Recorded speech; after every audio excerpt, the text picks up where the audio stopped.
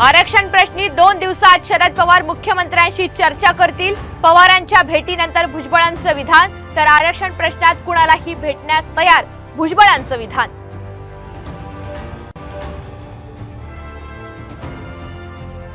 विशाळगड अतिक्रमण आंदोलन प्रकरणी संभाजीराजे यांच्यावर गुन्हा दाखल, शाहूवाडी पोलीस ठाण्याकडे रवाना, तर दहशतवादी यासिन भटकळ विशाळगडावर राहिला होता।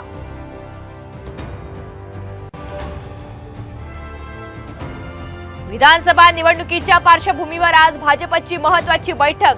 भाजप महायुतीत लढणार की स्वबळावर, काय निर्णय होणार याकडे लक्ष।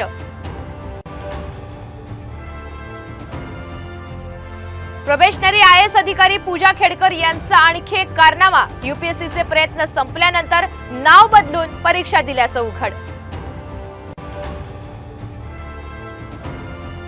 पावसाळी पर्यटनाचा अतिउत्साह नडला, अंजनेरीवर अडकलेल्या 10 पर्यटकांची तब्बल 6 तासांनी सुटका, त्यामुळे असं धाडस करताना स्वतःच्या जीवाचा विचार करा।